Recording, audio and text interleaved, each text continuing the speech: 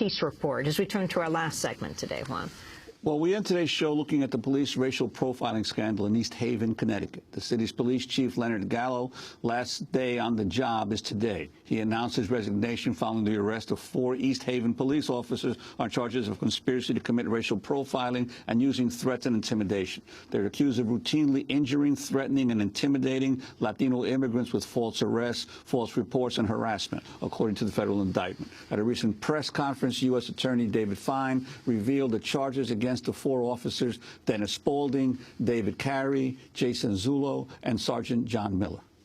The indictment further alleges that Spaulding and Zullo intimidated, harassed, and humiliated members of the Latino community and their advocates. Spaulding and Zullo conducted unreasonable and illegal searches at Latino-owned businesses. Spaulding followed, intimidated, and harassed advocates who work to defend the rights of members of the Latino community. And Spaulding and Zullo used racist and other inappropriate language when they interacted with or referred to members of the Latino community. In total, the indictment alleges more than 30 overt acts by the 4 defendants and others in furtherance of the conspiracy. While the East Haven story has made national news, little attention has been given to what has happened to the victims of racial profiling. A new investigation by Color Lines has revealed Immigration and Customs Enforcement, ICE, continued to detain and deport individuals rounded up by the East Haven police even after the Department of Justice launched its investigation into racial profiling. Join us now is Seth Wessler. He is a senior research associate at the Applied Research Center, investigative reporter for ColorLines.com. Latest article is called How East Haven, Connecticut Became Synonymous with Racial Profiling. So how did this all go down? Well, you know, East Haven, Connecticut has a long history of profiling people of color. You know, folks of color in the greater New Haven area know not to drive through East Haven, Connecticut. You're going to get pulled over if you're black or Latino.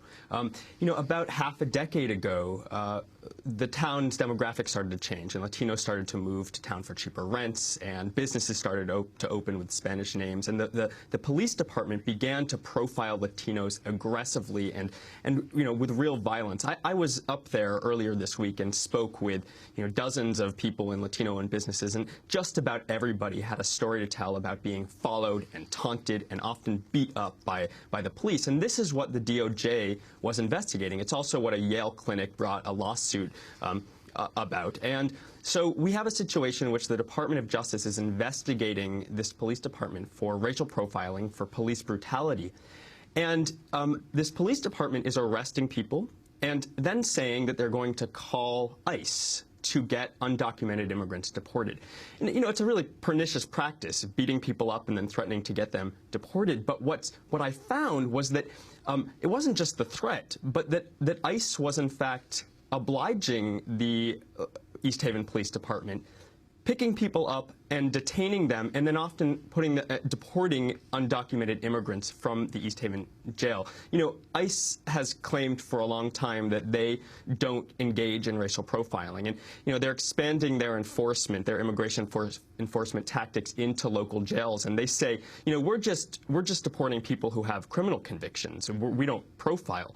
But what I found was that, in fact, there's very little that ICE can do to prevent racial profiling in its enforcement practices if they're going to rely on local police departments. I mean, we had a local police department that was being investigated by the federal government, and at the same time, another federal agency, ICE, was deporting people picked up on those very same racial profiling tactics. Yeah, I want to play an astonishing comment by the mayor of East Haven, Joseph Maturo, which gives you an idea of the climate, the political climate in which the police operated. This is from an interview last week.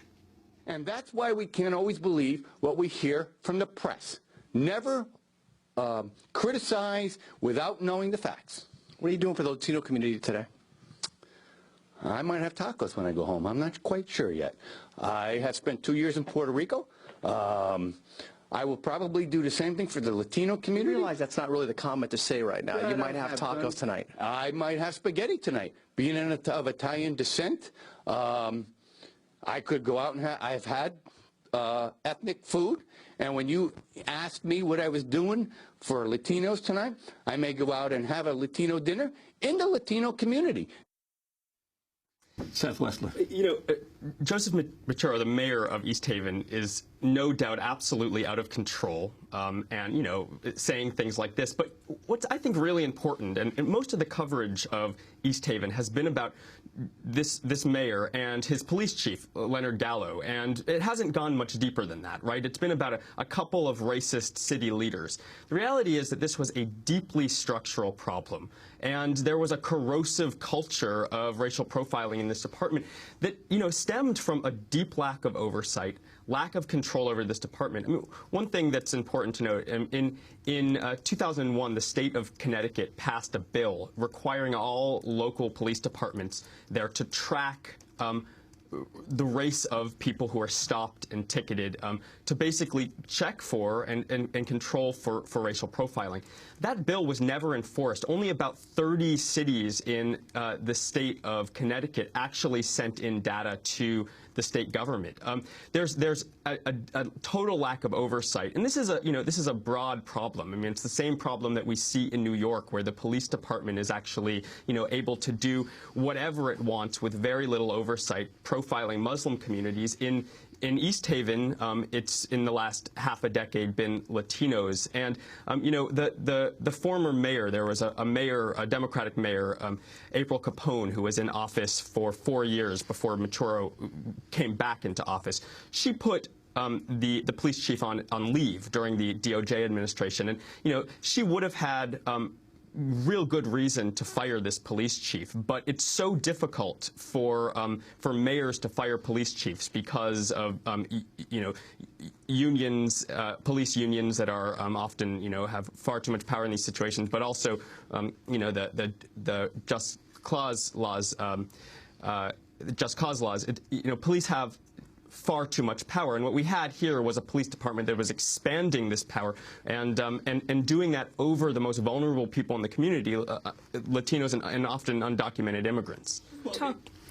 I wanted to ask you, in terms of the general anti-immigrant hysteria in the country the past decade or so, the impact that has had, obviously, on young police officers in cities across the country, who then go out there and, in one sense or another, practice what they're being told or what they're hearing in terms of how of the threat of immigrants, especially the undocumented in this country. Absolutely. I mean, we hear all about the Southwest of the United States, about Arizona, and about racial profiling there, but the reality is that these are practices that are happening all over the country in small New England cities like East Haven, Connecticut, and they're practices that are really in line with the mainstream of conservatives in this country. I mean, you know, we had Romney talking about this concept of self-deportation, this idea that people, if we make life miserable enough for people in this country, that they will leave on their own. I mean, this is a policy that's being implemented in cities across the country. Make life miserable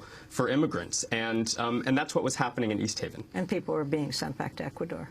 Absolutely, and people were being deported by ICE, by the federal government, as a result of these racial profiling tactics. Seth Freed Wessler, I want to thank you for being with us, Senior Research Associate, Applied Research Center, investigative reporter, colorlines.com. That does it for the show.